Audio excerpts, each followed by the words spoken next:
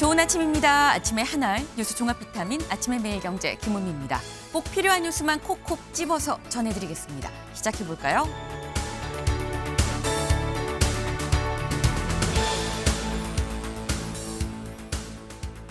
네, 조선일보 일면입니다.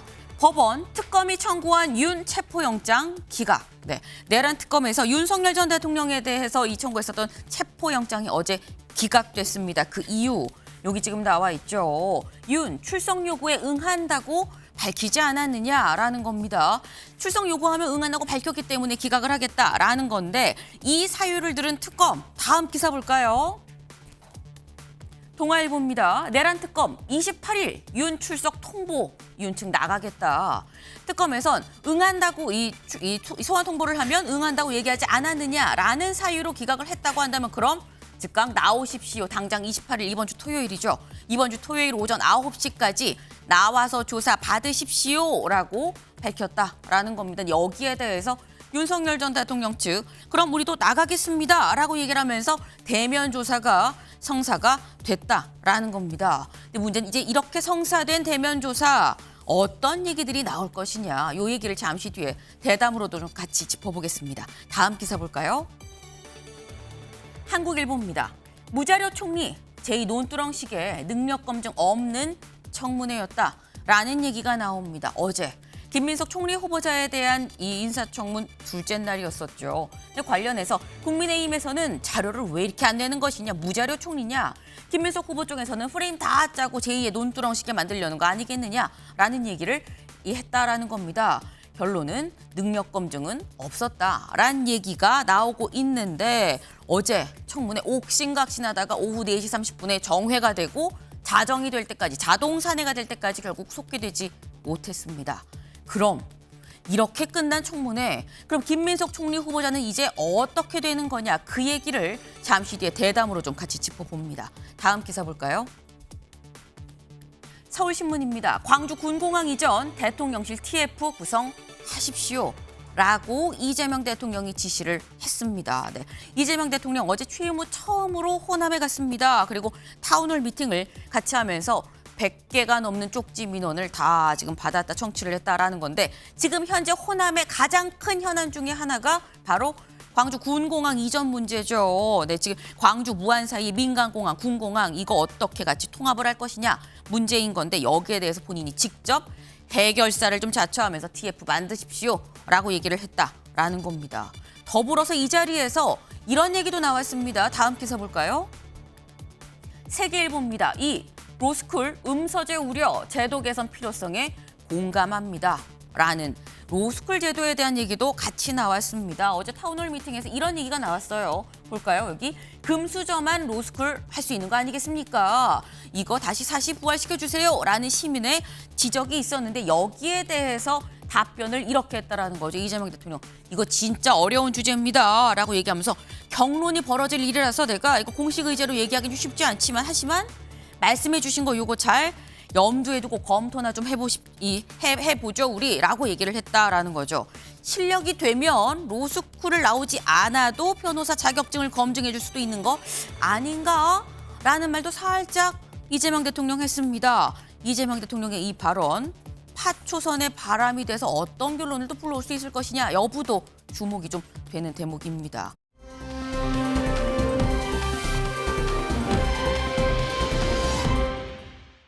네, 바로 이 모습입니다.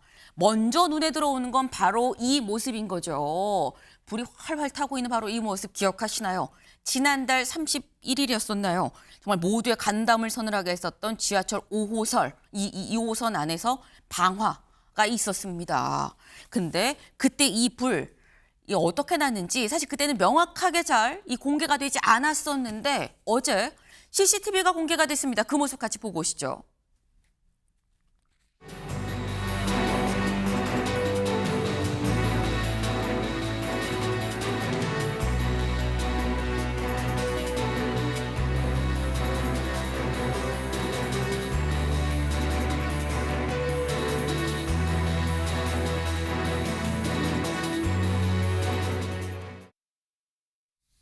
네.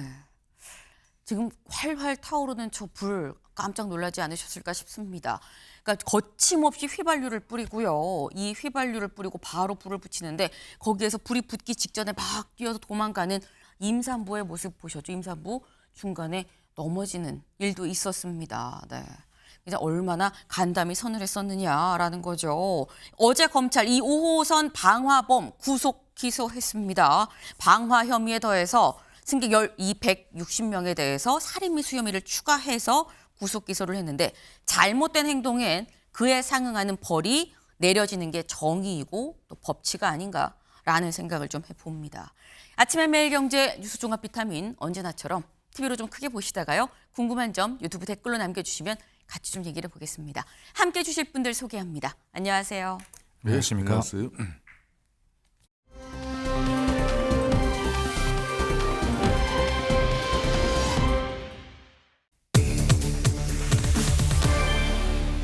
다음 주 임명? 이게 무슨 얘기인지 기사 같이 보겠습니다. 김민석 제2논두렁 시계 공세 털릴 만큼 털렸다. 야당 무자료 총리다. 라는 얘기가 어제 인사청문회 이틀째인 어제 나왔다라는 거죠. 어떤 얘기들이 오갔는지 직접 영상으로 확인해 보시죠. 우리의 주진우 의원을 찍어서 사실상 내용을 알고도 몇 해 동안 분산되어 있던 것을 한 해 있던 것처럼 해서 페이스북에 쓰신 것으로 보아 통상은 국회의원들은 하지는 않고 조작하는 나쁜 검사들이 하는 짓인데 이런 것을 이렇게 하시는구나라고 역시 모욕적인 발언을 했습니다. 위원장님께서 사과받아 주시기를 부탁드립니다.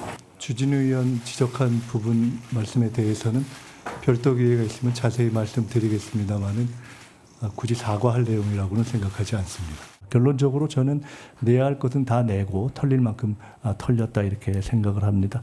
그 이전에 공개된 자료만을 가지고도 몇 해 동안 분산돼서 전혀 한 해에 6억을 모아서 장롱에 쌓아놨다고 볼 수 없는 것이 누구의 눈에나 명백한 돈을 가지고 장롱에 쌓아놓은 것처럼 어떤 분들은 제2의 논두렁 시계라고 표현할 수 있는 것을 프레임을 만들어서 계속 지적하시고 이런 방식은 과거에 봤던 정치검사들의 조작에 해당하는 경우에는 모르겠지만 청문회에서 통상적인 국회의원들이 하는 것은 아닌 것 같다. 그리고 명백하게 의도를 가지고 아닌 프레임을 가지고 하는 저는 어제는 죄송하게도 조작질이라는 표현밖에 쓸 수가 없었는데 아직까지는 더 이상의 표현을 발견하지 못했습니다.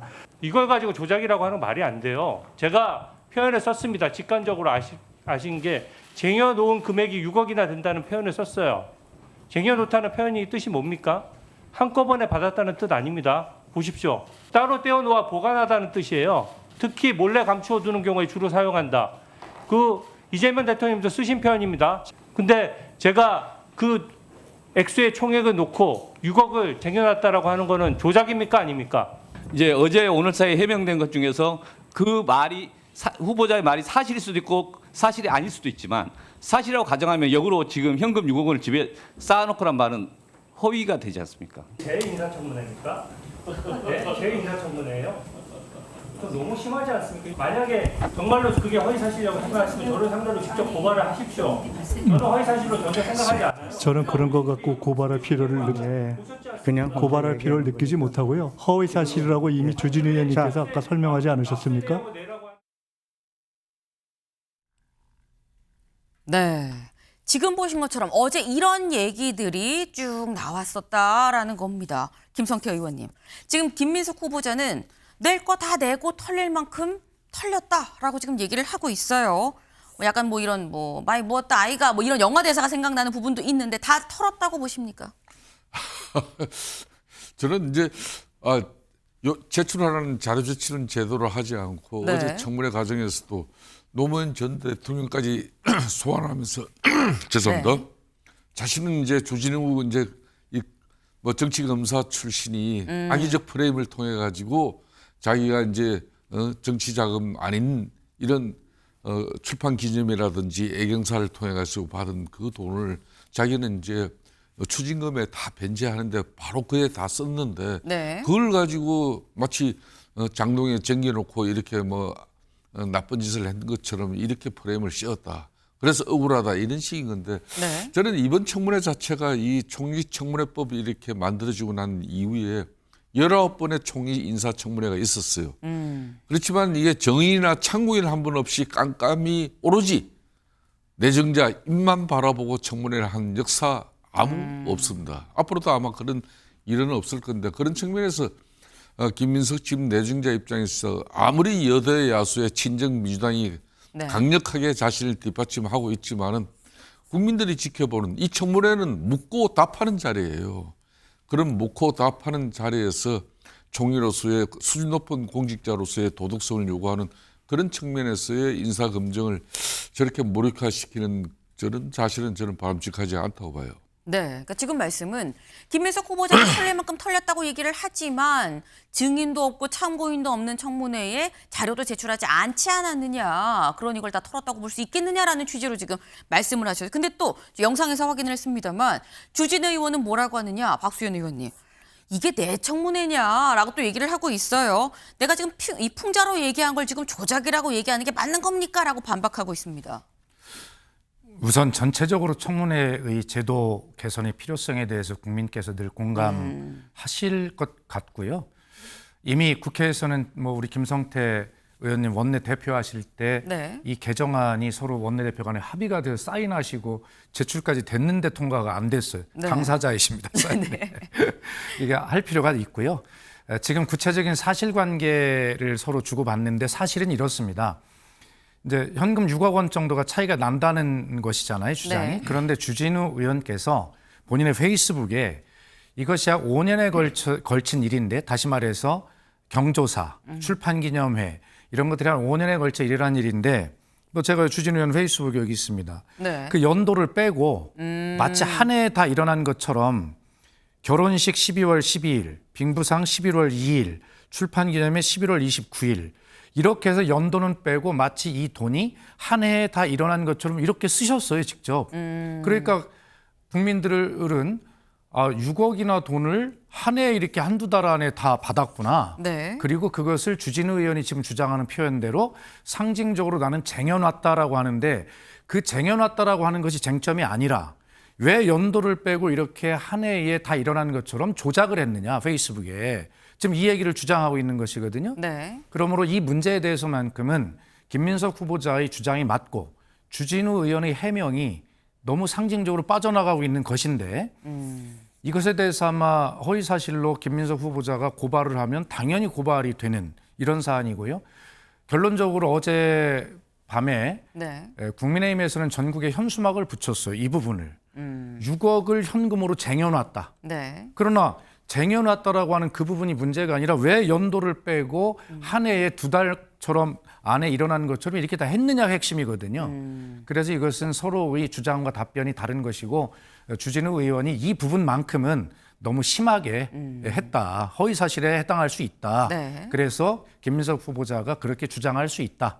뭐 나머지는 국민의 눈높이로 한번 보시기로 하고요. 일단 네. 이 부분만큼은 그렇습니다. 예. 지금 말씀은 주진우 의원이 그냥 쟁여놨다라는 표현, 뭐 아까 뭐 국어사전으로 막 이렇게 보여주면서 얘기를 했는데 그 부분이 문제가 아니라 본인의 이 SNS에 올리기를 마치 한 해에 뭐 경조사가 다 있고 출판기념이 있어서 한 해에 뭐 6억을 다 어떻게 한 것처럼 올렸다는 그 점을 좀 지적한 거 아니겠느냐. 이거는 법적으로 따져도 우리가 좀 많은 얘기다라고 좀 말씀을 지금 하셨어요. 그러니까 양쪽에서 지금 어떻게 보면 보고 있는, 문제 삼고 있는 부분 자체가 좀 다른 거 아닌가라는 생각이 드는데, 어제 김민석 후보 굉장히 세게 반박을 하면서 이렇게 했습니다. 다음 기사를 좀 볼까요? 김민석 털릴 만큼 털려. 야 국민검증에서 이미 탈락. 네. 이미 뭐 탈락했다라 이런 이 야당에서는 이런 주장을 하고 있는데, 다음 기사 보시죠. 네. 날 세운 김민석 6억 의혹에 제2의 논두렁식의 이거 조작질이다라고 얘기를 했어요. 아까 저희가 들은 부분 이런 부분이 있었습니다. 그러니까 지금 야당의 의혹 제기는 노무현 전 대통령 때 그때 논두렁식의 때랑 다르지 않다라고 얘기를 하는 건데, 기억하시나요? 이 논두렁 시계라는 게 노무현 전 대통령 뇌물을 뭐 고가의 시계를 받았다. 근데 관련해서 이걸 증거를 인멸하기 위해서 논두렁에 이걸 뭐 버렸다라는 의혹 제기가 있었고, 이런 얘기가 어디서 흘러나왔냐? 국정원에서 흘러나온 거 아니겠느냐. 결국 조작이다라는 게 사실 논두렁 시계의 핵심인데, 제2의 논두렁 시계다라고 김민석 후보는 얘기를 하고 있습니다. 김성태 의원님. 그렇습니다. 제가 아까도 얘기했지만은 본인이 이제 지난 2020년 그러니까 21대 국회의원이 되고 2020 지금 현재 5년까지 5년 동안 이제 이 국회의원 되고 난 이후에 네. 소득이 5억 한 1,000만 원 정도밖에 되지 않는데 실질적으로 지출은 13억을 했단 말이에요. 그럼 네. 8억이 비기 때문에 그 8억에 대한 자금 지출 그러면 어디서 확보해 가지고 이렇게 이제 추징금도 갖고 또 아들 또 저기 유학 자금도 보내고 또 교회 헌금도 했는지 이걸 상세적으로 구체적으로 밝히면 되는데 그 구체적으로 밝힌 내용이 그거예요. 그러니까 이제 뭐 결론은 두 번의 출판 기념회 하고 그리고 이제 또 뭐 장인 경조사. 어른 돌아가시고 경조사에서 그걸 네. 갖다 전부 그 돈을 가지고 이제 장모가 줘가지고 그 장모는 그걸 또 생활비로 줬다 뭐 이런 식이니까 이게 전부 그냥 추상적인 내용이에요. 그러니까 그러다 보니까 국민의힘 청문위원들 입장에서는 이걸 어떻게 본인이 그럼 재산신고 변동 사항이라도 그럼 네. 중앙선관위에 국회의원은 1년에 한 번씩 재산이 변동되면 해야 되는데 이 뭐 출판 기념회 받은 돈 가지고 채무 변제하는 데 썼다. 그게 연말까지 썼기 때문에 이거 뭐 변동 신고할 이유도 없었다. 이런 식으로 다 해버리니까 그러니까 국민의힘 입장에서도 이거는 기가 찬 이야기죠. 근데 이제 더 기가 찬 이야기는 그러면은 미국에 본인이 유학 가 있을 동안에 한 달에 450만 원, 흔히 말하는 그 강신선 씨라는 자신의 씨. 군 회장도 얘기만 네. 그 사람으로부터 450만 원의 생활비를 지원을 받았는데 그거는 배추밭에 자신이 투자를 해가지고 2억 투자했는데 한 달에 450만 원 주더라. 배추 농사가 1년 365일 되는 농사가 아니잖아요. 보통 한 3개월 하고 나면 거기서 발생하는 수익금을 일정 부분 수익금을 돌려줬다. 그건 말이 돼요. 네. 그렇지만 그걸 갖다가 한 달에 450 받으면 1년이면 그건 뭐 6천만 원 가까이 되는 돈인데 네. 과연 이 투자가 어떤 배추반이 뭐 황금 배추를 만들어서 그렇게 돈을 받을 수 있는 건지 이런 것들이 납득이 안 된다는 거예요. 그러니까 네. 때려 그런 측면에서 좀 국민들에게 자신이 2002년도, 2003년도, 2008년도 이렇게 정치자금으로 처벌도 받고 또 가진금, 추징금도 물어야 되는 상황이었잖아요. 그러니까 이걸 앞으로는 자기가 잘못돼서 쪼개기 후원금 형식으로 차입금 형식으로 이래 했는데 그걸 아직까지 제때 못 갚았고 그런 부분에서 국민들에게 솔직한 어떤 그런 참여의 어떤 입장이었다면은 국민의힘 입장에서도 저렇게 뭐 저걸로 가지고 막 이렇게 어제 파행.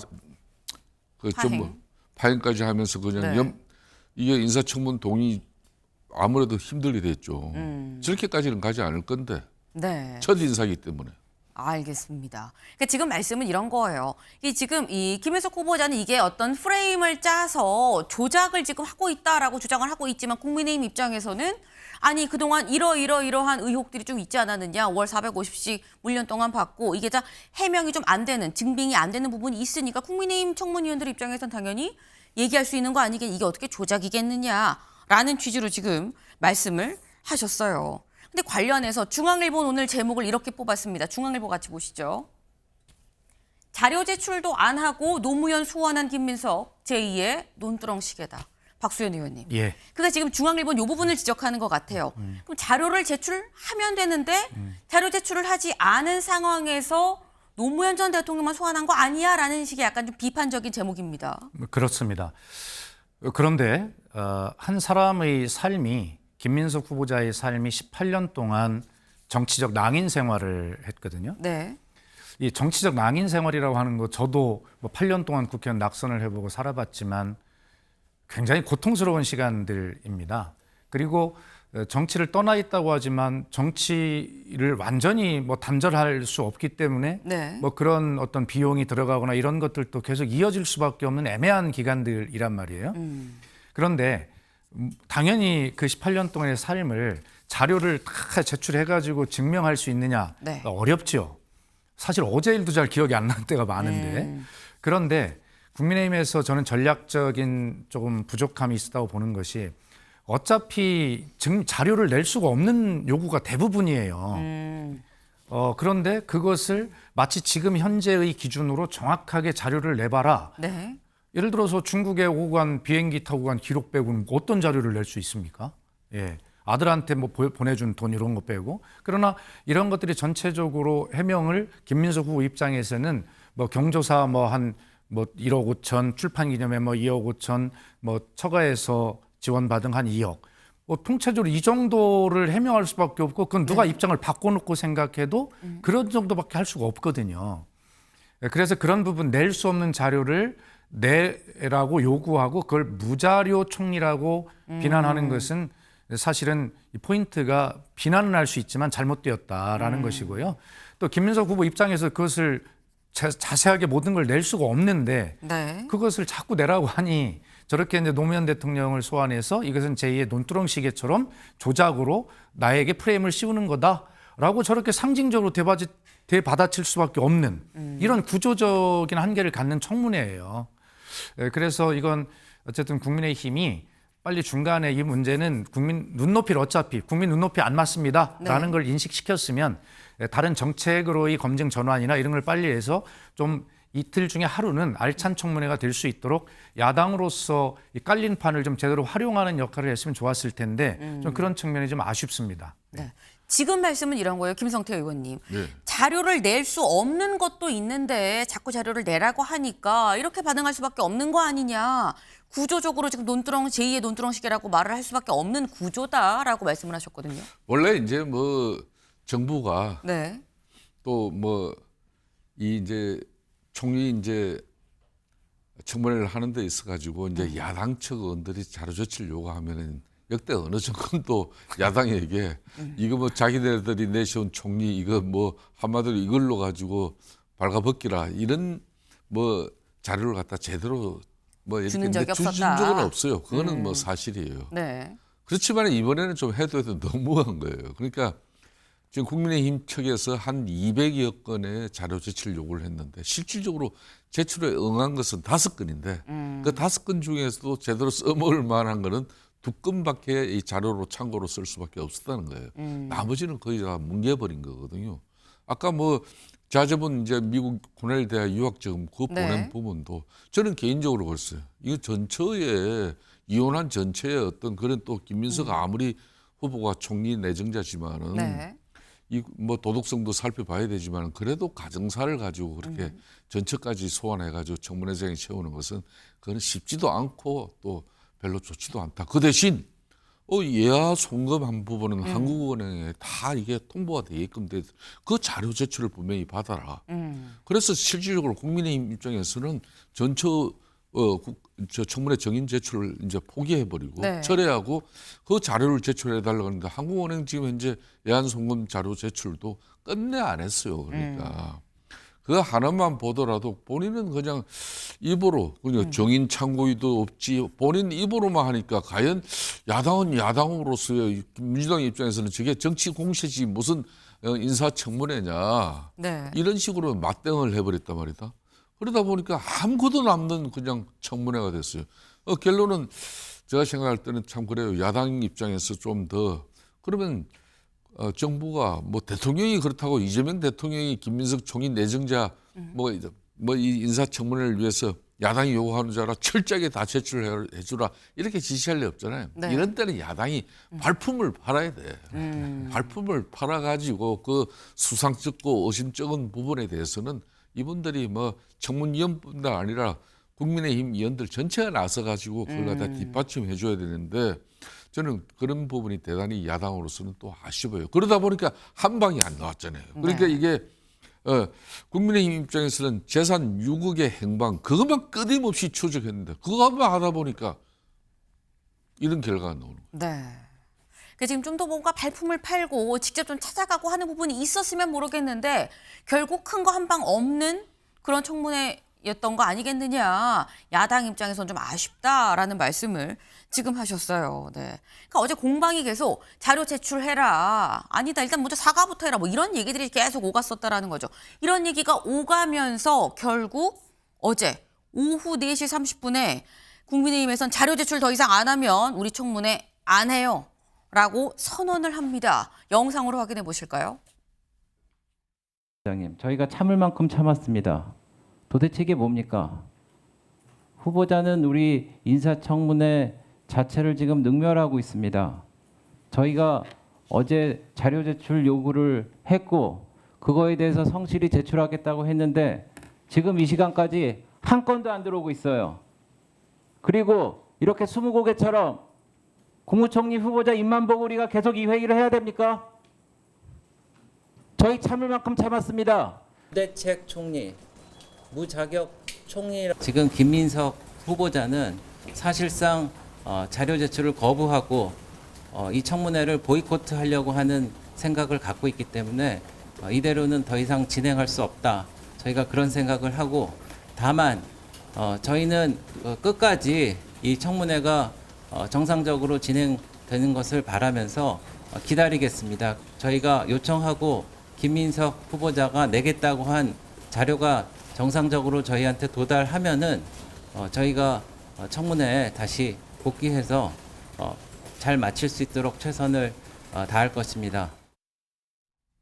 네, 국민의힘은 자료 제출이 없기 때문에 우리 일단 나오겠다. 자료를 제출하면 다시 청문회 복귀하겠다라고 얘기를 했습니다. 지금 보신 바로 저 상황이 어제 오후 4시 30분에서 5시 사이 그쯤입니다. 근데 저 기자회견이 있고 한 4시간쯤 지나서 어제 저녁 8시 30분에 이런 알립니다 하는 문자가 왔다라는 거죠. 총리 후보자가 제출하기로 약속한 자료들 지금 시점 저녁 8시 30분에까지 받지 못했습니다.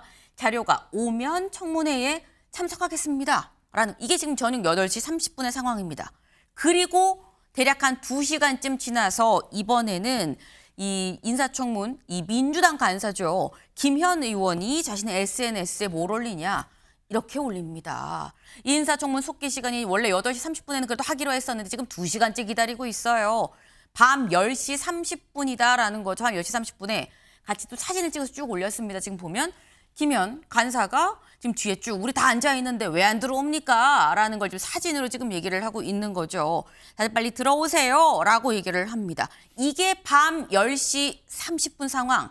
근데 이로부터 대략 한 40분쯤 지나서 밤 11시 10분이 살짝 지난 시각 이번엔 박선원 의원이 또 SNS에 글을 올립니다. 지금 밤 11시 10분이 막 지났어요. 아직도 안 들어왔습니다. 인사청문 이제 1시간도 채 남지 않았어요. 자정까지니까요. 1시간도 남지 않았는데 아직도 안 들어오네요.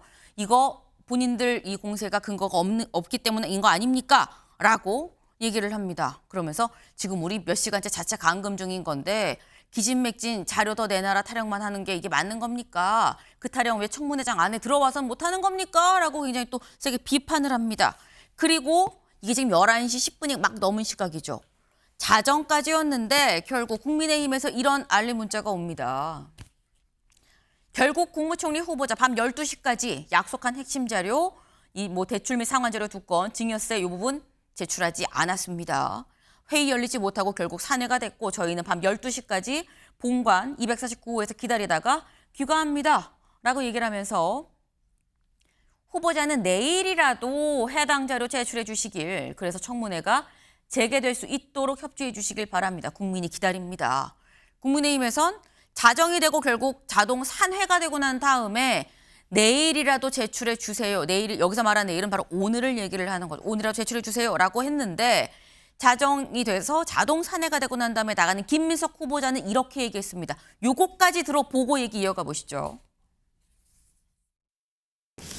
청문회가 사실상 내용적으로는 끝났는데 마지막에 원하는 자료를 다 제공하기로 했는데도 야당 의원님들이 청문회 참석을 안 하신 상태로 일단 마무리가 된 것에 대해서 굉장히 아쉽게 생각을 합니다. 전체 청문회 과정에 대한 정리의 말씀을 내일 드리도록 하겠습니다. 네, 국민의힘이 안 들어와서 결국 사실상 내용적으로는 좀 끝났는데 좀 아쉽게 됐다라고 얘기를 하면서 어제 자정이 넘은 시각 김민석 후보자 이제 귀가를 하게 됐다라는 겁니다. 박수현 의원님. 네. 자료 제출을 안 한 김민석 후보자가 잘못인 겁니까? 청문회에 안 들어온 국민의힘이 잘못인 겁니까? 그러니까 애초에 우리 김성태 의원님하고 제가 네. 총리 청문회를 앞두고 방송에서 토론할 때 네. 아마 이틀을 버티지 못할 거다 야당이. 이 한 가지가 어떻게 이틀을 하겠냐 이렇게 예상을 하기도 했습니다만 네. 그대로 되었죠. 사실은 자료 제출을 안 한다라고 하는 것을 명분으로 사실 도돌이표 이 청문회 국민이 지켜보는 여기에서 야당의 무능을 다 드러낼 수는 없기 때문에 결과적으로 파행을 시키고 그 책임을 여당과 총리 후보자에게 떠넘기는 그런 전략을 택했다라고 혹평할 수밖에 없습니다. 앞으로 남은 일은 이제 본회의에서 총리 인준 투표가 이루어질 때 이것을 또 명분으로 야당은 이제 어떤 표결에 참여하지 않고 본회의장에 퇴장하는 수순을 겪게 될 것으로 보이는데 아마 이렇게 됨으로써 야당은 무능한 야당에 이어서 결과적으로는 파행의 책임을 지는 그런 야당의 모습을 처음부터 보여주는 그런 성과만 남기게 될 것이고 김민석 후보에게 남은 것은 네. 예, 뭐 당연히 청문회에 나와서 100점짜리가 어디 있습니까? 국민으로부터 그래 뭔가 석연치 않아라고 하는 느낌만 남은 뭐 그런 그러니까 야당으로서는 김민석 후보자에게 그런 느낌만 남긴 청문회고 네. 본인들은 결과적으로 무능과 파행의 어떤 주범이라고 하는 그런 확실한 이미지를 각인시키는 것을 남긴 그런 청문회로 정리될 가능성이 매우 많다 이렇게 보겠습니다. 네. 지금 말씀이 야당이 무능한 거를 여당의 책임으로 살짝 돌리면서 빠져나간 거 아니겠느냐. 책임을 오히려 본인들의 무능을 이 여당에 좀 넘겼다라고 지금 표현을 하셨어요. 김성태 의원님 똑같이 여쭤봅니다. 자료 제출 안 한 김민석 후보자가 잘못인 겁니까? 아니면 이 청문회에 들어가지 않은 국민의힘 잘못인 일차적으로는 김민석 후보자의 시간이었기 때문에 김민석 후보자가 네. 총리 내정자이기 때문에 자신은 국민들이 듣고 싶어하는 내용을 진솔하게 있는 그대로 또 전달할 수 있는 네. 그런 분명한 자신의 그 입장이 있어야 되는데 그거 봅시오. 마지막까지 이제 뭐 어제 자정 넘어서 이제 그 로텐더 계단 내려오면서 한 네. 인터뷰에서 마지막에는 그 자료를 제출을 하려고 했는데 오지 않아서 안타깝다 그랬잖아요. 그럼 마지막까지 결정적인 자료는 제출하지 않고 버텼다는 거거든. 그럼 뭐 어제 뭐 이틀 동안 청문 기간 잡아놓은 건데 어제 네. 뭐 한 10시 정도 제출하면 그 2시간 가지고 언제 국민의힘 청문위원 4명이 그렇게 뭐 화력을 갖다야 쏟아부을 수가 있겠습니까? 그건 버텼다는 거거든요. 그런 측면에서 저는 김민석 후보 총리 내정자의 저런 자신은 맞지 않아요. 그러니까 그런 측면에서 국민들도 엄청나게 이게 짜증나고 화가 납니다. 그렇다고 해서 저는 국민의힘 입장에서도 왜 저렇게 재산 6억 행방 이것만 가지고 그냥 올인했느냐. 저는 대단히 안 되었다. 민주당 입장에서도 또 김민석 후보도 네. 자기는 정책적 역량과 능력을 검증받고 싶다 그랬잖아요. 네. 그러니까 그저께는 이제 김희정 의원이 국가 채무 비율이 얼마입니까? 올해 예산이 얼마가 편성됐습니까? 제대로 답변을 못 했잖아요. 정맞지도 않은 내용으로. 그런 식으로 좀 더 정책을 가지고 김민석 의원이 준비되지 않은 부분에 대해서 맹공을 할 수도 있었는데 네. 그거는 안 하고 그냥 여기에 올인한 부분은 좀 안타까워요. 중국 청와대 석사학위 논문에 의혹이 간다면은 청문위원이나 동료 위원들 누군가는 청와대 날아가야죠. 날아가서 그 뭐 지도 교수도 만나고 이래 가지고 네. 비행기 몇 번 탄 거는 그거 가지고 어떻게 25학점 받았는지 이거야말로 한마디로 찬스를 이용한 거다. 이런 걸 국민들한테 잘 이렇게 보여줘야 되는 건데 그런 부분은 또 야당으로서 대단히 안타까워요. 마지막으로 네. 이게 여소야대 정국 같으면은 네.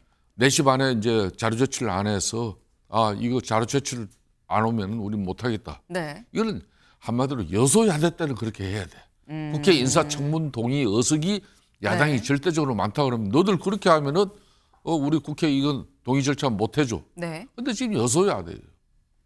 결국은 어제 김민석 내정자 입장에서는 어제 오후에 땡큐입니다. 감사해줘 그냥. 여대 야소. 여대 야수 전국에서는. 네. 제가 정정할 걸 대신 정정을 해주셨어요. 네. 근데 일단 지금 말씀이 그렇게 땡큐 되니까 좋아요? 그러니까 지금 결국상 이 상황은 김민석 후보자 입장에서는 땡큐인 상황이다. 이렇게 그냥 끝나면 안 된다라고 말씀을 하셨는데 근데 국민의힘에서 얘기를 한 게 박수현 의원님. 예. 내일이라도 자료를 제출하라. 우린 청문회도 하겠다라고 얘기를 했거든요. 자료 제출 오늘이라도 하고 청문회 하루 더 할 의향도 있는 겁니까? 그러니까 하나만한 소리를 하고 있는 겁니다. 아무 네. 의미가 없죠. 결과적으로 야당의 무능에 대해서 끝까지 방송 용어는 아닙니다. 다른 용어를 좀 찾지 못해서 징징거리는 모습을 보여주는 건데 네. 저런다고 국민께서 야당이 결기가 있어 이렇게 보여주지 않죠. 이미 청문회는 사실상 종료됐다고 보고요. 이 시점에서 꼭 국민 여러분께 한 말씀 드리고 싶은 게 있는데 맞습니다. 국회의원들이 제대로 신고되지 않은 처리되지 않은 비용을 관여되는 것은 해서는 안 될 일입니다. 네. 그런데 이 거론됐던 내용 중에 출판 기념회에서 하면 한 1억, 2억씩 막 모이나 봐 이런 시절이 있었어요. 그런데 지금은 전혀 그런 것이 없습니다. 그래서 전부 다 이 책을 현장에 와서 구입하는 그 시가대로 뭐 5권 사면 5권 값 네. 뭐 그대로 하게 돼 있지 저렇게 그냥 뭐 밝혀지지 않을 봉투채 놓고 가는 주진우 의원께서 결과적으로 검은 봉투법 이렇게 발의를 하셨던데 지금은 전혀 그런 것이 통하는 시대가 아니다라고 하는 것이 변했다는 걸 말씀드리고요. 그리고 애경사도 마찬가지입니다. 현역 저도 이제 2번의 상을 당해서 현역 국회의원실에 치렀습니다만 상을 당했는데 알리지 않을 도리가 없어요. 그리고 조문객들이 오십니다. 받지 네. 않을 도리가 없지요.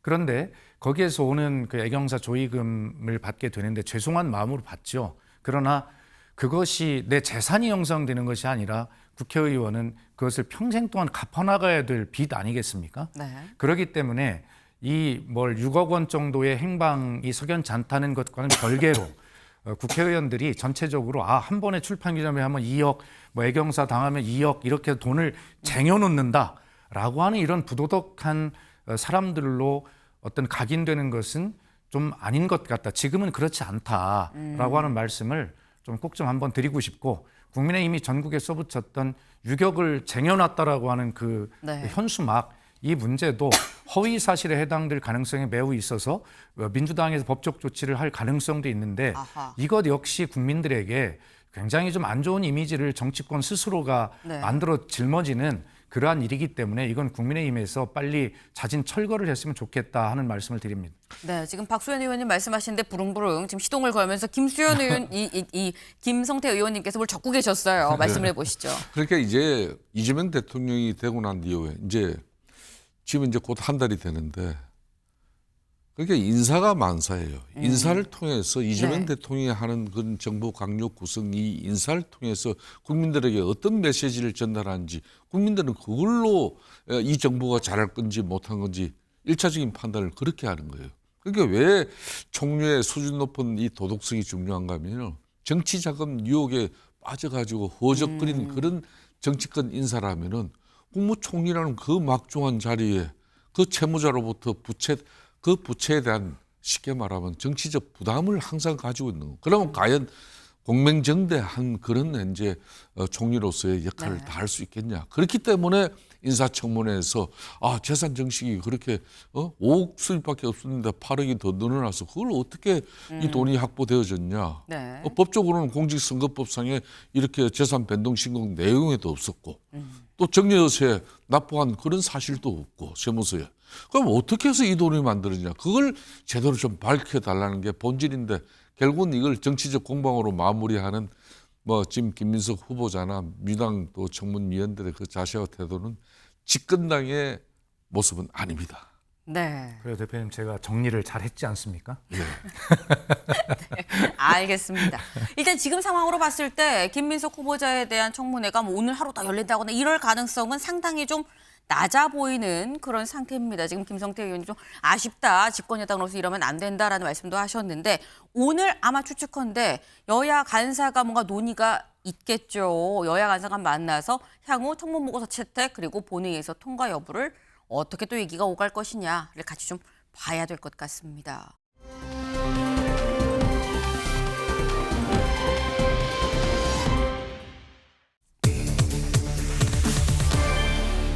네, 플랜 B입니다. 플랜 B 기사 같이 볼까요? 법원 윤 체포영장 기각, 특검, 신병 확보 속도전 일단 제동이 걸렸다라는 겁니다. 네, 내란 특검에서 청구했었던 윤석열 전 대통령에 대한 체포영장이 어제 기각이 됐습니다. 기각이 되면서 결국 결론적으로 신병 확보에는 일단 제동이 걸린 상태 아니겠느냐라는 건데 기각 사유가 박지영 특검보가 어제 직접 본인이 뭐라고 얘기를 했느냐 같이 볼까요?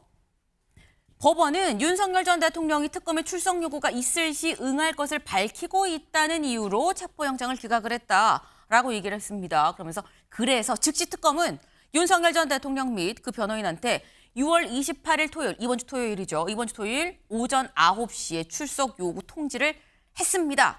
출석 요구에 불응하면 체포영장 청구 다시 또 검토할 겁니다. 라고 얘기를 했습니다.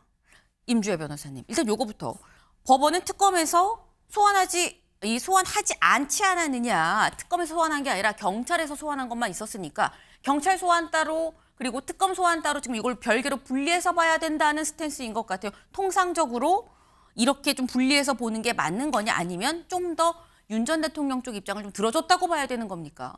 이번 사안 같은 경우에는 재판부가 좀 명확하게 네. 지금 이제 특검에서 사건을 이첩받아서 수사를 이어가게 되는 부분이지만 네. 경찰과 이제 특검은 별개의 기관이다라는 점을 좀 확인해줬다고 보여집니다. 사실 특검이 이렇게 수사를 이어가는 게 굉장히 일상적인 일이다 이렇게 보기는 어려워요. 네. 선례를 찾아보기 어렵기 때문에 하나하나 맞춰가는 과정이라고 보는데 일단 체포영장이 발부되려면 기본적으로 소환 요구, 그러니까 자진 출석하지 않고 소환 요구가 보통 3차례 정도 있었는데 이에 불응할 때 체포영장 청구 카드를 꺼내들게 됩니다. 네. 경찰의 입장에서 보자면 이미 윤석열 전 대통령이 관련된 혐의로서 3차례 불응을 했지만 그랬죠. 특검에서 아직 정식으로 소환한 적은 없었거든요. 그리고 가장 중요하게 판단된 점은 윤석열 전 대통령 측에서 특검이 부르면 나가겠다고 했습니다. 네. 그러니까 자진 출석 여부를 밝힌 상황에서 적어도 현 시점에서는 체포의 필요성이 갖춰지지 않았다 하는 게 어제 재판부의 판단입니다.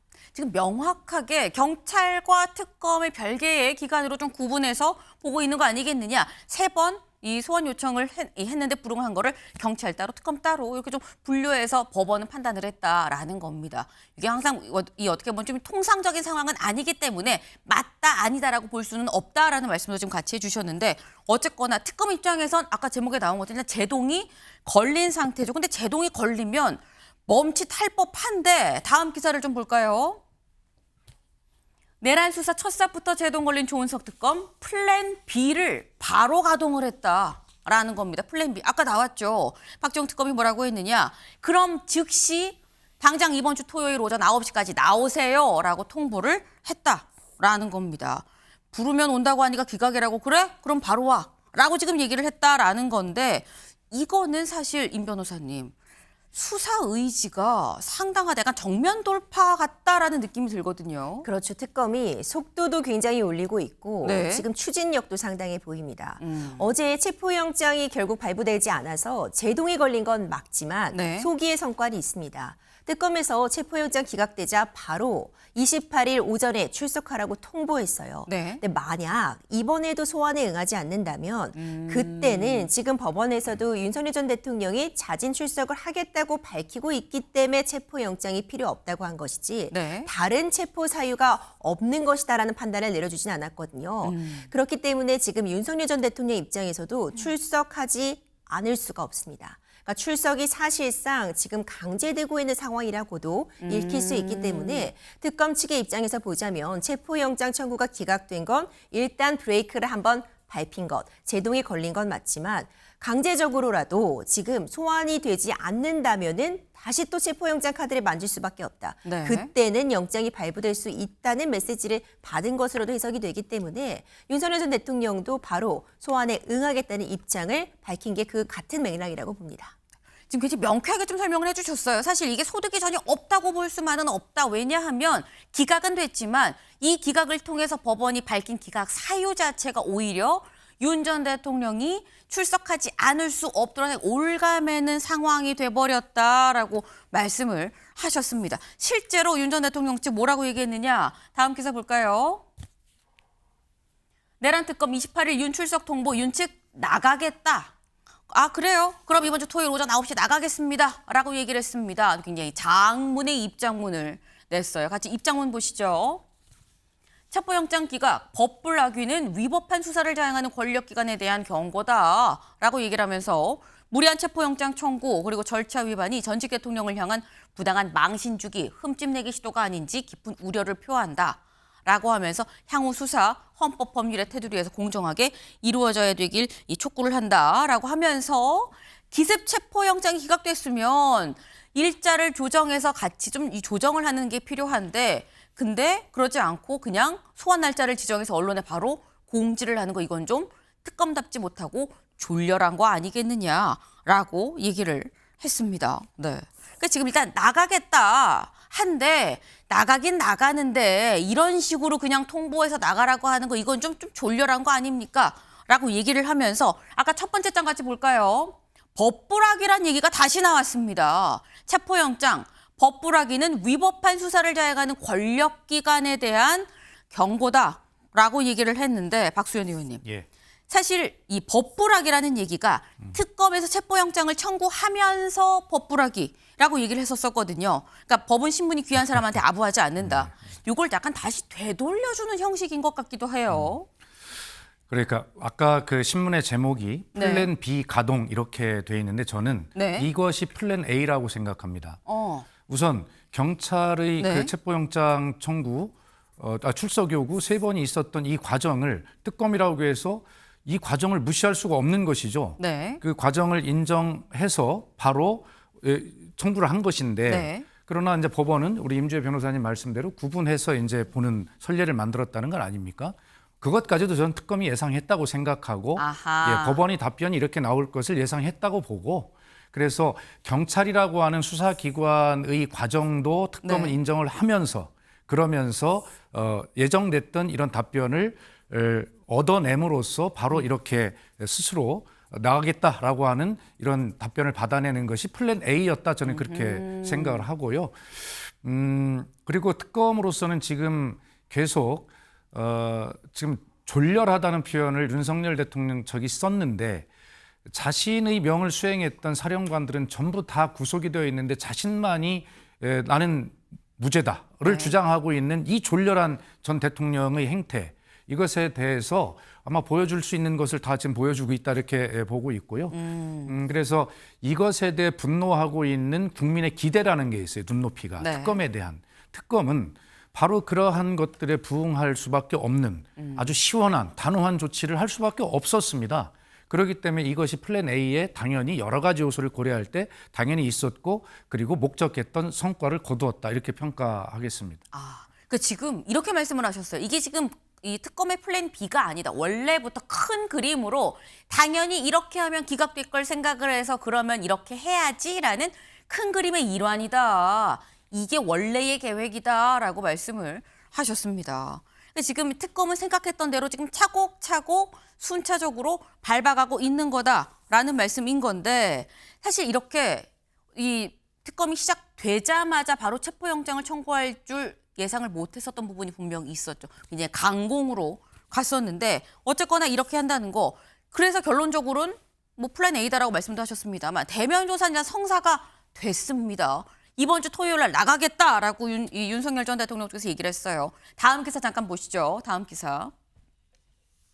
내란 특검 출범 16일 만에 윤 대면 조사 성사가 됐다라는 겁니다. 그런데 이렇게 한다라는 거 결국 여러 차례 부르겠다는 거 아니겠느냐라는 거예요. 근데 여기에서 김성태 의원님 예. 일단 불러서 가겠다라고 얘기하긴 했어요. 그럼 가서 우리가 흔히 보는 게 가긴 가는데 말을 안 할 수도 있거든요. 묵비권 행사할 것이냐 말을 할 것이냐 어떻게 전망하십니까? 뭐 특검이 지금 현재 기선제압을 윤석열 전 대통령에게 확실하게 한 거죠. 네. 그러니까 어제 이제 뭐 체포영장이 기각된 부분은 사실상 특검 입장에서는 이건 양수협장 꽃놀이패를 지고 한 거예요. 아하. 법원에서 체포영장 내주면 48시간 내에 신변 구금해가지고 네. 또 조사해가지고 구속영장 바로 이제 청구하겠다는 거였고 그렇지 않으면은 앞으로 이제 우리 특검이 수시로 이제 당신 불러댈 거니까 오지 않으면은 바로 체포영장 칠 거야. 네. 이런 측면에서 이제 윤석열 전 대통령 측이 이제 꼼짝달싹 못하게 특검 수사에 이제 제대로 응할 수밖에 없는 그런 상황이에요. 지금까지는 경찰이든 검찰이든 공수처든 전직 대통령의 어떤 그 신분 뭐 네. 그런 측면을 가지고 버티고 또 안 나가고 했잖아요. 본인뿐만 아니라 김건희 여사 같은 경우도 마찬가지죠. 뭐 그런 측면에서 특검은 일체 정치적인 이제 개입 없이 특검이 이제 신속하고 정확하게 하는 게 특검이에요.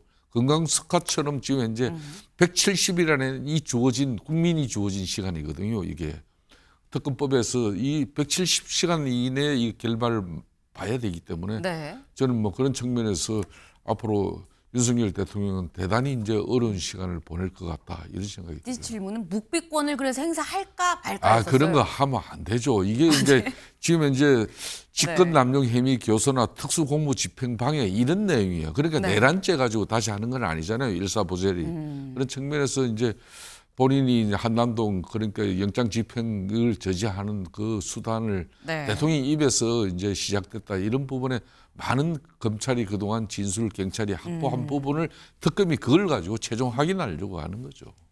그러니까 이 묵비권을 행사하면 안 된다라고 말씀을 하셨어요. 근데 또 요게 임주혜 변호사님, 윤석열 전 대통령 입장에서는 사실 이전 특검 출범 전과 후가 약간 좀 상황이 달라진 상황이 됐습니다. 말씀처럼 출석도 이제 안 할래야 안 할 수 없는 상황이 돼버렸는데 출석을 해서 심지어 여러 차례 부른다고 하는데 출석해서 입을 이젠 좀 조금씩 여는 게 맞는 것이냐 아니면 닫고 묵비권을 행사하는 게 더 유리한 것이냐라는 거죠, 전략적으로. 방어권 행사 측면을 좀 고려해봐야 될 것 같습니다. 네. 윤석열 전 대통령은 이제 어느 정도 수비수의 입장에서 특검의 공격을 막아내야 되는 그런 취지인데 네. 수비를 하는 방법이 여러 가지가 있을 수 있지만 경우에 따라서는 적극적으로 내가 소명할 부분이 있다면 밝히는 게 합당한 방법이 될 때도 있습니다. 묵비권만이 정답은 아니거든요. 특히 이미 사안이 상당 부분 진행이 됐습니다. 내란죄 같은 경우에는 형사재판 공판이 진행 중인 네. 이런 상황에서 계속해서 묵비권을 행사한다면 오히려 주어진 시간, 방어권을 행사할 수 있는 그 기회마저 날려버릴 수 있거든요. 아하. 이제 이런 부분들을 감안한다면 변호인 측에서도 적극적으로 대응 방식을 이미 세우고 있을 것이라고 생각하고 계속해서 침묵을 일관하기보다는 적극적으로 방어할 수 있는 부분엔 방어를 하는 게 현재로서는 더 현명한 선택이 될 수 있습니다. 전략적으로 봐도 뭐 묵비권을 행사한다던가 그냥 말을 안 하고 방어를 하는 부분은 썩 현명하진 않을 수 있다. 지금 약간 좀 상황이 바뀌었기 때문에 바뀐 거에 따라서 또 밖에 좀 이 검찰 조사에 응할 필요가 있다라는 말씀을 하셨어요. 그런데 윤석열 전 대통령 말고 지금 특검이 3개가 지금 가동이 되고 있는 거죠. 첫 번째는 내란 특검이고요. 두 번째는 김건희 특검이 있습니다. 조선일보 같이 볼까요? 벼랑 끝 몰린 김건희 두 특검 모두 소환 불응하면 체포영장. 김건희 여사에 대해서도 체포영장 얘기가 나오고 있습니다. 두 특검의 얘기 직접 들어보시죠. 윤 전 대통령은 소환 불응으로 체포영장 청구됐는데 김 여사 같은 경우에는 그런 부분도 고려 대상이신지 좀 궁금합니다. 그 부분은 논의를 해서 정하도록 하겠습니다. 김건희 여사가 이제 관련이 돼 있는데 뭐 참고인 조사 이런 거라도 소환을 할 예정이신가요? 만약에 필요성이 있으면 해야죠. 네. 이제 소환 불응한다면 어떻게 대응할 계획이신지? 소환에 불응하면 당연히 원칙적으로는 체포영장 발행하는 게 맞습니다. 네, 지금 김건희 특검, 최상병 특검 두 특검이 모두 얘기하기를 원칙적으로 체포영장을 발행하는 게 맞죠라고 얘기를 하고요. 그거는 뭐 고려해 볼 겁니다라는 이 취지로 지금 얘기를 했습니다. 근데 여기에 대해서 같이 보겠습니다. 김 여사 쪽에서 뭐라고 얘기를 하느냐. 특검에서 소환 요청을 하면 일정을 조율해서 응하겠다라고 얘기를 했어요. 사실 이게 임 변호사님, 김건희 여사에 대해서도 이미 경찰에서 소환한 게 이제 3번이 사실 누적이 돼 있는 상태인 거거든요. 누적이 돼 있지만 다만 현재 지금 병원에 입원하고 있는 상태입니다. 이런 상태에서 조율해서 응하긴 할 건데 내가 건강이 계속 안 좋아서 퇴원을 못하고 있다가 되면 어떻게 되는 겁니까? 계속해서 소환을 미룰 수는 없습니다. 그땐 네. 다시 또 강제적인 조치 카드를 특검이 꺼내들 수밖에 없거든요. 일반적으로는 소환을 3차례 정도 불응하면 네. 그 체포영장이 청구가 되곤 하는데 지금 특수한 상황임은 인정이 됩니다. 병원에 입원을 해서 치료를 요하는 그런 상황이다. 이 점을 지금 소명을 하고 있고요. 그렇다고 해서 이 입원이 몇 달간 장기간 이어질 상황은 아닌 것으로 보이기 때문에 다음 주 정도에 특히 김건희 여사에 대한 이 특검이 정식으로 이 수사의 속도를 내게 되고 그렇다면 일정을 조율해서 머지않은 기간 내에 대면 조사가 이루어질 수밖에 없는 상황으로 보여집니다. 만약 계속해서 불응한다면 네. 지금 윤석열 전 대통령에 대한 체포영장이 청구가 된 것처럼 체포영장도 청구될 수밖에 없거든요. 네. 지금 특검에서도 메시지를 분명하게 내고 있습니다. 대면 조사는 필요하고 원칙적으로 소환에 계속 불응하면 체포영장 청구할 수밖에 없다는 취지의 이야기가 나오고 있기 때문에 바로 김건희 여사 측에서도 변호인단을 더 늘린다는 것 자체가 네. 어떤 소환에 대비해서 그 대면 조사에 좀 준비를 하고 있다 이렇게도 읽혀질 수 있습니다. 네. 지금 말씀처럼 특검의 의지가 확고한 점이 이미 다 명확하게 드러났고 그렇기 때문에 이 응할 수밖에 없지 않겠냐라는 건데 조금 전 나온 지금 뉴스 속보입니다. 윤석열 전 대통령 쪽에서 28일 9시가 아니라 10시에 출석을 하겠다. 그리고 공개가 아니라 비공개로 출석을 요청을 했다라고 얘기를 했어요. 근데 이 얘기는 임 변호사님. 지금 시간도 살짝 조정이 됐고요. 그리고 공개 출석이 아니라 비공개로 출석을 하겠다라고 지금 얘기를 했는데 이 얘기를 지금까지 우리가 얘기를 하면서 본 특검은 굉장히 단호하고 완강한 스탠스였는데 이 요청 받아줄까요? 어떻게 보십니까? 받아들여질 가능성은 있습니다. 9시인지 10시인지 그 시간이 그렇게 중요한 건 아닌 것 같아요. 네. 일반적으로 일단 자진해서 출석을 한다거나 소환 요청에 응할 때는 어느 정도 일정 조율이 가능한 부분은 맞습니다. 일반인의 경우라면 당연히 다니고 있는 직장도 있을 것이고 내가 지금 이미 중요하게 잡혀있는 그런 스케줄들이 있다면 네. 조율 자체는 가능하거든요. 이 9시에서 10시로 1시간 정도 이제 미룬 것은 뭐 준비의 시간이 든다기보다는 일정상의 편의상 그 정도를 고려한 것으로 보이는데 이것까지 굳이 막으리란 생각은 좀 들지 않고요. 네. 9시까지 오라고 했는데 네. 10시까지 온다고 해서 9시에 안 왔으니까 다시 체포영장 발부하겠다? 이런 일은 사실 산정하기 어려워요. 네. 이 정도의 시간 조율이라고 한다면은 특검 측에서도 유연하게 좀 대처하지 않을까 싶고 비공개 출석 여부는 사실 예단하기 일러 보입니다. 이와 관련해서 지금 재판에 출석할 때도 네. 우리가 뭐 포토라인이라고 그쵸. 하죠. 지상으로 출석을 하게 되면 자연스럽게 노출되는 그런 부분이 있는데 비공개 출석을 한다고 한다면 어떤 안전상의 이유라던가 윤석열 전 대통령 본인의 안전상의 이유도 있을 것이고 네. 많은 시민들이 모였을 때 시민들의 안전상의 우려 이런 부분들을 고려해서 정해지는 부분이기 때문에 네. 이것은 어떤 이 특검 측의 판단을 조금 더 기다려볼 측면이 있습니다. 네. 사실 이 9시에서 10시 시간 정도는 뭐 충분히 이 특검에서 받아들일 가능성이 높다고 봐야 되는 거고 비공개 출석도 사실 그것도 약간 좀 이 검토를 해볼 필요는 있긴 하지만 안전상의 이유를 고려를 했을 때 비공개 출석도 받아들여질 가능성이 충분히 있다라는 말씀을 지금 하셨어요. 그런데 지금 저희가 이 윤석열 전 대통령만 내란 특검이 수사를 하고 있는 건 아니죠. 김용현 전 장관 사실 어제 구속이 연장되냐 마냐의 기로에 서 있었는데 어제 구속 만기 3시간을 앞두고 다시 구속이 되는 상황이 빚어졌다라는 거죠. 국민일보 기사 같이 볼까요? 구속 만기 3시간을 앞두고 26일 0시가 되면 나오는 거였었는데 다시 6개월간 구속 상태로 들어갔다라는 겁니다. 근데 구속 심사를 받는 과정이 사뭇 달랐다라는 거예요. 어떤 얘기들이 오갔나 잠깐 볼까요? 이런 얘기가 오갔습니다. 아니 나는 공정한 재판을 받을 권리를 침해했습니다. 그러니까 재판부 기피 신청을 했는데 기각을 했어요. 재판부에서. 근데 여기서 다시 또 합니다. 다시 또요. 또 재판의 지연 목적이 명확하군요. 기각 다 기각을 했다라는 거죠. 박수현 의원님. 예. 사실 이런 사례는 법조 출입하는 기자들도 처음 본다 그러더라고요. 어떻게 보셨습니까? 그러니까 지금 이런 경우에서만 처음 보는 게 아니라 네. 12월 3일 그날 밤부터 국민은 처음 보는 경험을 많이 하고 있습니다. 4월 4일까지 얼마나 많은 불면의 밤과 분노의 밤을 국민이 지냈습니까?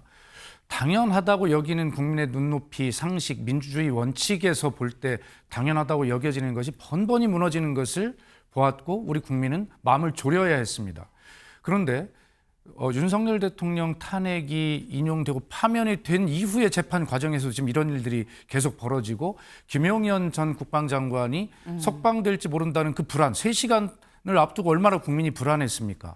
내란 우두머리 혐의를 받고 있는 윤석열 전 대통령이 반려견을 끌고 산책을 하는 모습을 보고 국민은 뒤로 넘어질 지경인데 지금 와서 주요 임무 종사자인 김용현 이자가 또 나와서 활보를 한다는 것을 어떻게 용납할 수 있겠습니까? 그런 국민의 법 감정상, 눈높이상뿐만이 아니라 결과적으로는 이렇게 주요 우두머리와 주요 종사자 혐의를 받는 김영현 의원이 나와서 서로 증거 인멸을 할 우려 같은 것들을 사실 법적으로도 더 염려할 수 있잖아요. 네. 이런 측면들에서 법원이 정말 그 특검은 특검 할 일을 했고 그다음 네. 법원은 제대로 결정했다. 이런 것이 특별한 사례가 아니다라는 생각을 가지고 있고요. 마지막으로 김영현이 주장했다고 하는 공정한 재판을 받을 권리에 네. 대해서 말씀을 드리면 국민은 민주주의를 제대로 누릴 권리가 있습니다. 그것을 파괴한 자들이 자기 자신이 재판을 받을 권리를 주장한다는 것이 말이 됩니까? 네. 국민은 또 민주주의에 이 권리가 있는데 이거를 또 침해하면 안 되는 거 아니겠느냐라는 말씀을 하셨어요. 요것만 짧게 여쭤보죠, 임 변호사님. 근데 이렇게 구두로 계속해서 기피 신청을 무한으로 할 수는 있는 겁니까? 할 수는 있지만 네. 어느 정도 시간이 지나고 나면은요 당연히 받아들여지지 않기 때문에 네. 이 역시도 김용현 전 장관 입장에서도 합리적인 선택이 아닙니다.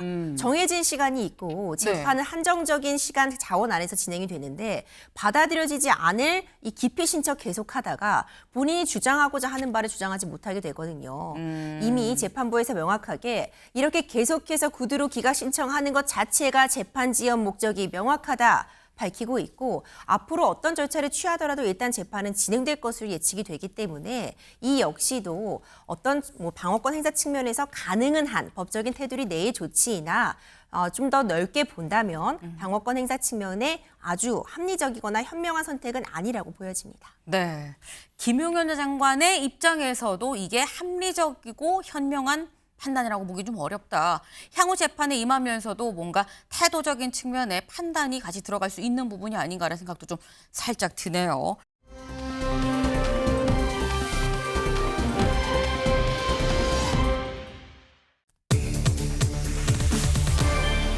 내가 전문. 네. 기사 같이 볼까요? 2. 나토 대신 호남행. 대통령실에 광주 무안공항 갈등 해결 TF를 만들어라 라고 얘기를 했습니다. 네, 이재명 대통령 어제 사실상은 지금 나토에 있어야 될 시간이긴 합니다만 하지만 이 관련해 중동 정세 때문에 가지 않기로 결정을 했죠. 그리고 호남을 취임 후 처음으로 호남을 갔습니다. 여기에서 이른바 타운홀 미팅을 했는데 이런 얘기를 나눴다고 그래요. 직접 영상으로 확인해 보시죠.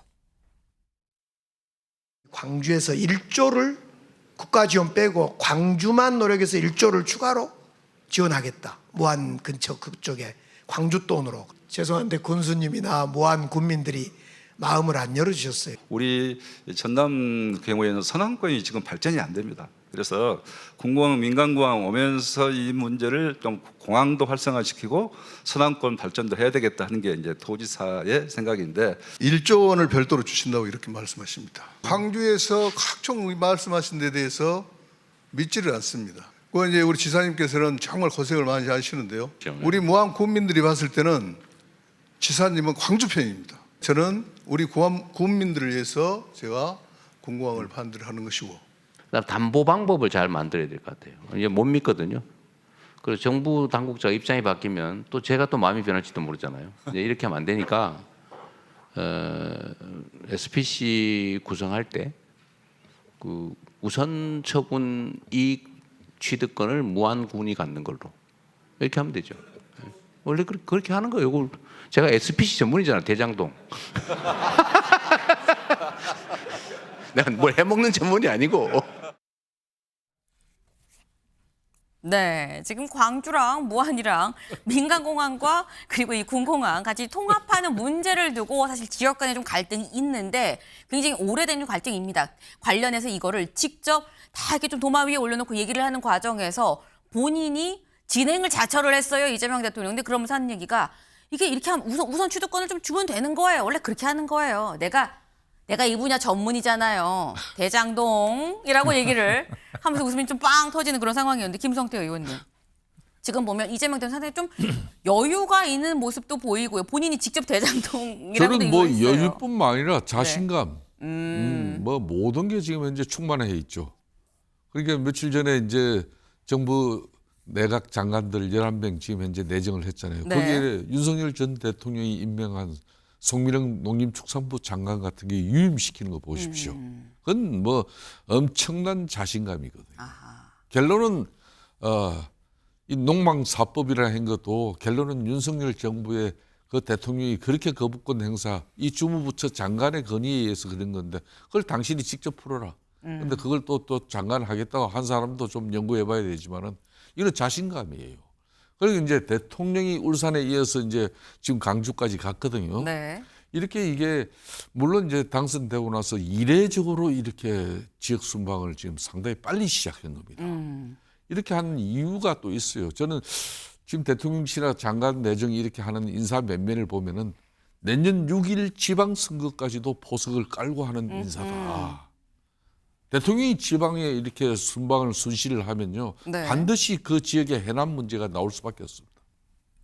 지금 더군다나 저는 타운홀 미팅 방식이에요. 네. 그러면은 대통령의 말 한마디는 쉽게 말하면 국가 재정이 투입되는 거예요. 그 재정적 부담이 이제 엄청날 겁니다. 저는 그런 측면에서 대통령이 내년 6일 지방선거도 고려하면서 또 자신의 또 저는 편안한 입장 가지고 국민들 많이 대하는 건 좋지만 그럼 민주당이 자기 친정에서 면소 법안 이런 거 안 만들어야죠. 그냥 그대로 법원 재판 이어질 수 있도록 그대로 놔둬야 되는 거지. 왜 굳이 뭐 민주당 입장에서는 재판 중지법 굳이 만들고 하려고 하는지 난 이해가 안 돼요. 네, 지금 말씀은 이재명 대통령의 빠른 이 지역 행보 결국 내년 지방선거 고려한 거 아니겠느냐라는 말씀을 하셨는데 짧게 박수현 의원님 말씀해 보시죠.